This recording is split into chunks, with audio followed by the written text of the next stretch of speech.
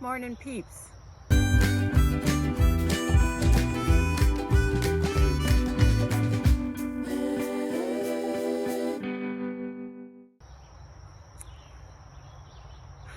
I was undecided what to do today. I wanted to tell you about my brother Greg, and I'm going to do that. But I wanted to have some correlation with biblical references, and I was reading this morning, and I thought it was very pertinent. So I'm going to read you Ecclesiastes 3, 1-14. Now, it is thought that this was written by Solomon in his last days. So this is Ecclesiastes 3, 1-14.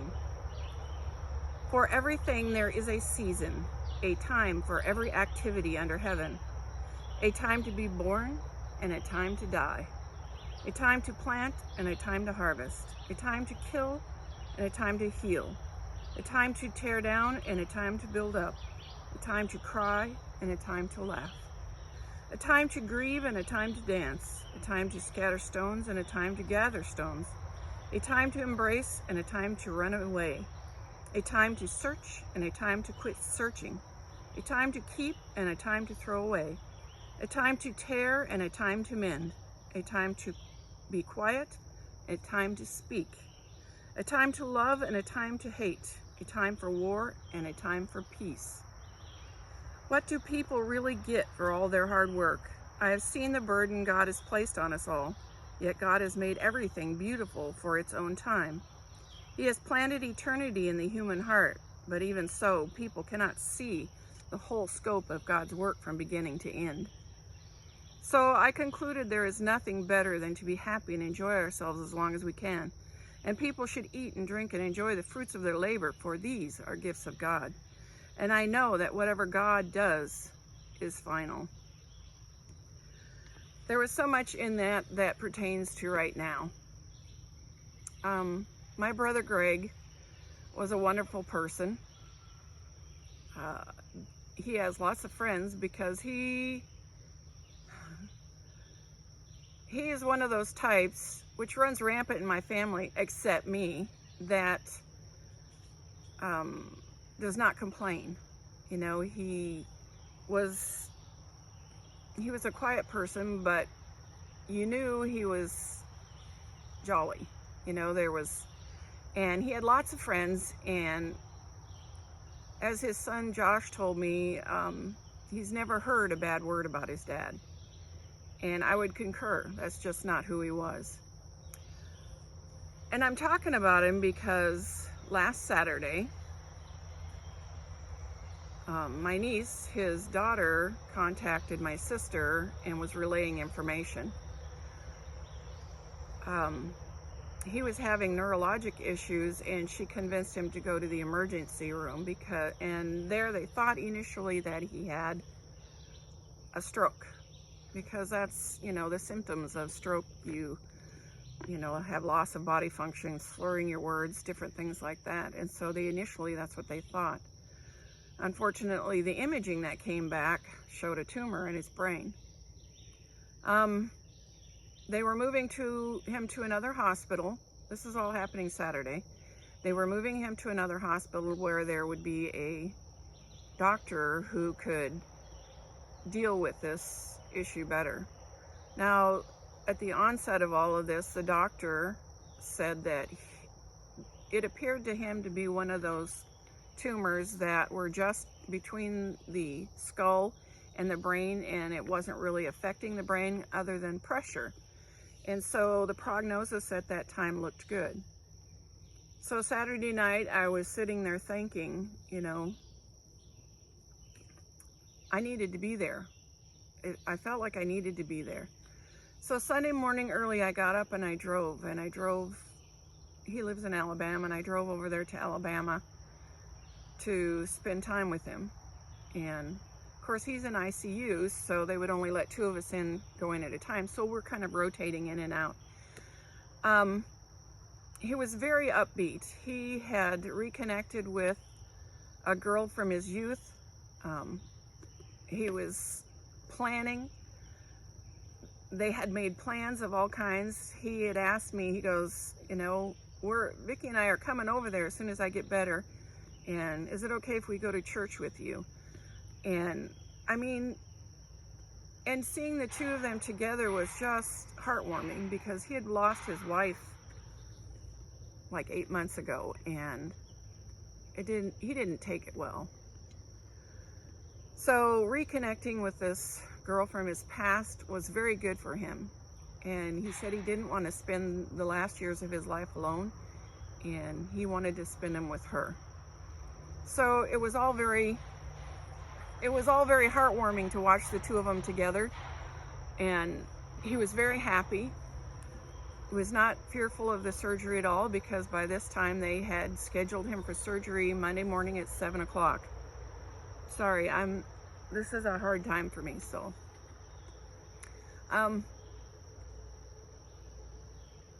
So everything was looking good. Everything was looking good. The next morning I wanted to spend some time with him, so I got up early to be there with him, and they of course would not allow me in there, which was heartbreaking. So I stood outside the ICU, and I was able to speak with him for a few minutes before they rolled him into surgery. And again, he was upbeat and looking at the future and how wonderful it was going to be. So he was wheeled into surgery. They said it would last till about 11 o'clock. And of course, you know, they were calling and giving updates. My niece was the one who was, you know, on record, so they would call her and give her updates, and she would give them to us because we're all in the waiting room, you know, waiting to hear and see and all of that. So they called and said that, you know, he'd gone under anesthesia, everything was going great. They called, I don't know, an hour or so later, and they said everything was still going very great. And then they called about 10 o'clock and said he'd been moved to recovery, and that the doctor would be out to speak with us as soon as he could. My first thought was, oh yay, it went better than they thought, so they're over early. Well, the doctor came in and he said he wanted to talk to us, and we were like, well, come into the waiting room. And he goes, no, he only wanted to speak with the adults. He did not think this was appropriate for children. That was hard, because you know right there it didn't go well. So we all went in a conference room, and the doctor said that it started out well, and then towards the center of the tumor, it had gone deep into his brain, and he was trying to, you know, sever that connection, and there were a lot of veins in there, and they began to bleed. And they began to bleed so severely that they had to stop, and they hadn't even removed a full half of it. So the doctor said that he had to stop because of the bleeding, and so they closed him up and they put a drain in, hoping that they had gotten everything. He said at that point that they would come back in a week and try to go in again if he recovered. And at that point he told us that he'd been on goodies for severe headaches, and so that is a blood thinner, and so that exacerbated it, and they thought maybe in a week it would be out of his system enough and they could go back in. So we were still waiting for him to come out of recovery, and they were having problems waking him up. And so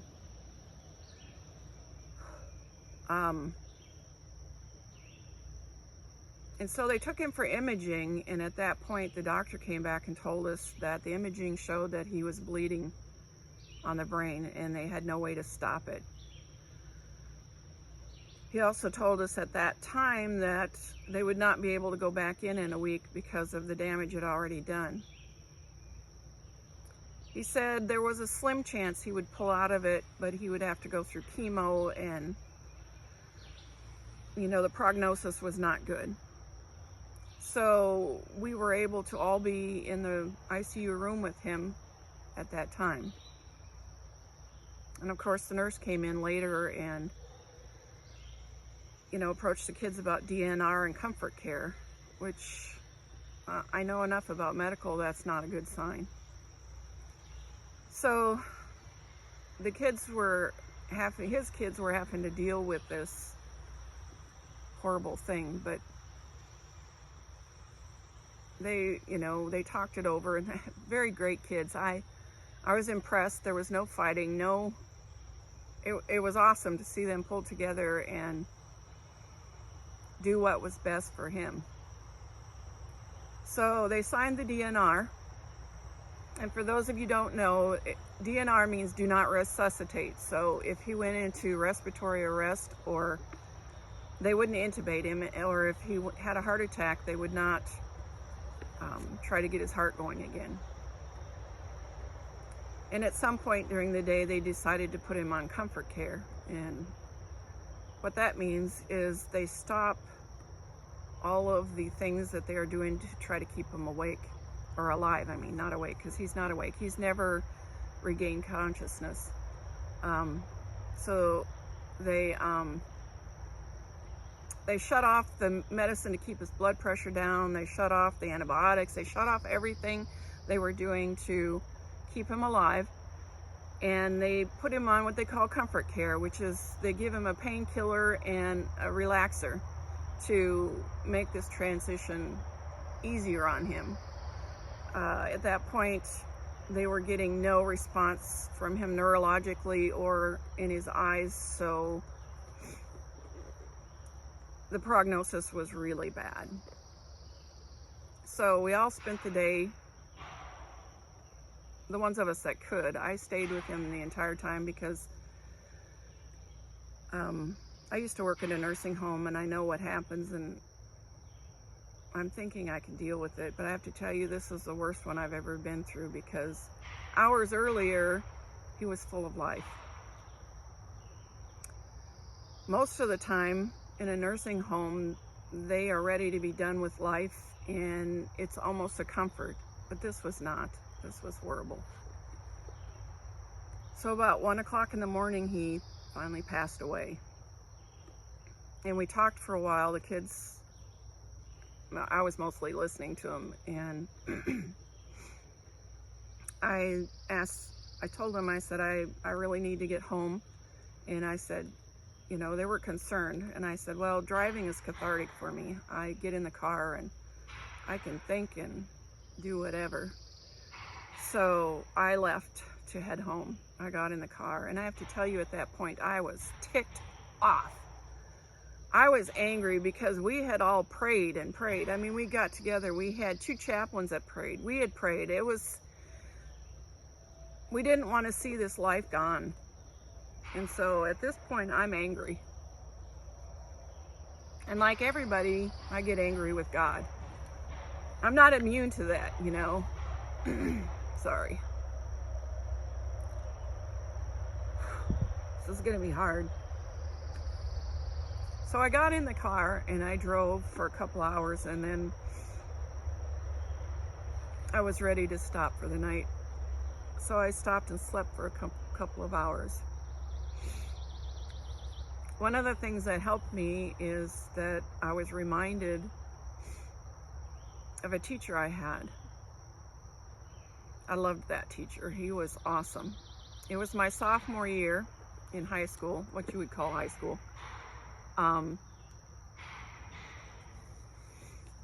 He was great, and he put up with us. Me and my friend Cindy were kind of a handful, I think. We were going to dissect a frog, and we were put in teams, you know, 2 of us together, and we'd get one frog and deal with it. Well, he was trying to talk us into going with guys, because they apparently like to cut up things better than we do. And we were both adamant, no, we can do it. We can cut this frog up all by ourselves. We don't need no guys. Well, so they bring out this giant frog that reeks of formaldehyde and as stiff as a board, and it was disgusting. It was the most disgusting thing ever. And so he was very patient and calm with us and reassigned some guys to us, and we went through. But I have very fond memories of him as a teacher, and it's not always that way. Some of my teachers, I could care less if I ever saw him again, but he was one that I really liked. I don't know how much later it was that I saw him again, but he had gotten a brain tumor and they had done surgery, and he had survived the surgery, if you want to call it that. He was in a wheelchair. His motor skills were gone. And it also changes your personality. This was just a shell of the person I knew, and it was tragic. It was absolutely tragic. And of course, he eventually succumbed to that mess and died.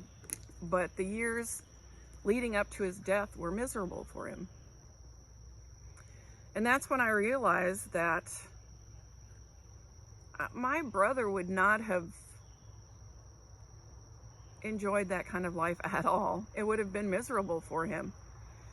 And in truth, it was a blessing that God allowed his life to ebb away that day, because that was not who he was. He was a very physically active, healthy guy, and to be wheelchair bound with no use of body parts, it would have been awful for him. And at that point, I realized the best thing had happened for him. Not for me, but for him. So, it was still a hard realization. So, it's a reminder that, you know, there's a time to live and a time to die. There just is. That's the way it is. And God has a great plan, whether we like it or not. Some of our prayers don't get answered the way we want them to. And I don't know why. And maybe we'll find out someday. And one of the things that I've heard people say in this instance, you know, God could have stopped it. You know, he could have kept him from getting it. He could have. But something you need to remember is we have a God of love. He allowed the angels to have freedom of choice, and Lucifer chose poorly. And in his degraded state, he wanted to make sure that everybody he could, he'd take down with him, and he brought that degradation to this world. Now, truth is, God could stop it. Why he didn't, I don't know at this moment, but I'm sure there's a reason. But God did not create cancer. He did not create the evil and the ugly in this world. That was all Satan. I feel that we're pretty fortunate that God has given wisdom to certain people to counteract what Satan has brought into this world.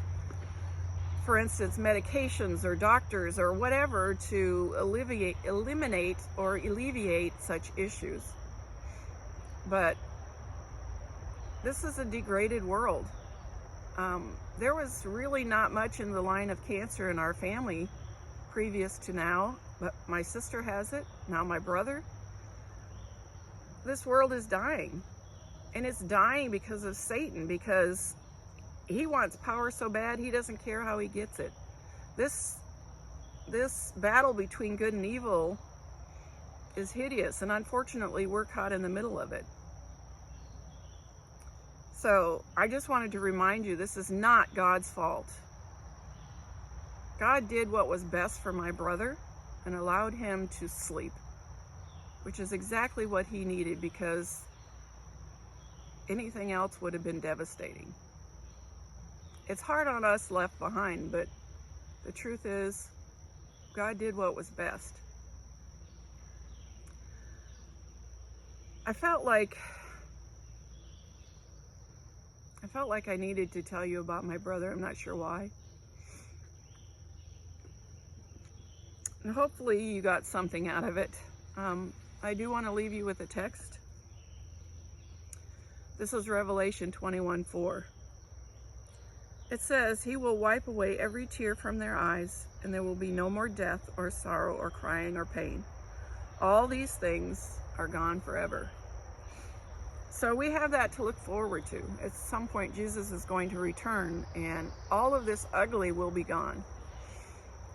And we are assured in the Bible, at the end of the Bible, it assures us that God wins in the end. So we have that to look forward to, and keep that in mind.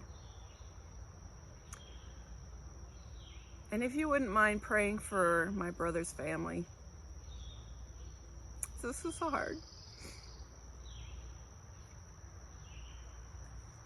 It's been very hard. And on that note, I'm going to go.